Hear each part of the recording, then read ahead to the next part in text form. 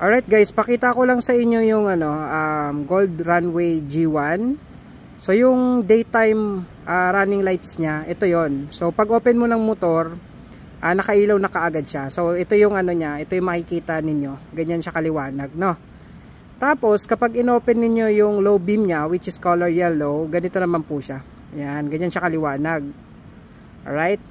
Tapos pag yung naman, yung high beam niya, color white naman po.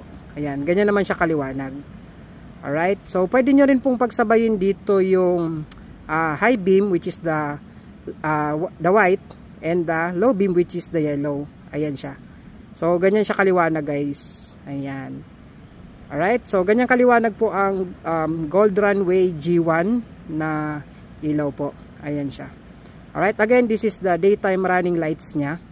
Pag open mo ng motor, naka-open na kaagad yan. So, ganyan siya. So, this is the low beam, which is color yellow. And then, this is naman the high beam, which is color white naman po. And, pwedeng pagsabayin silang dalawa. Ayan siya. Okay? So, try natin yung passing light. Ayan. Pag nag-passing light kayo, ganyan siya kaliwanag naman po.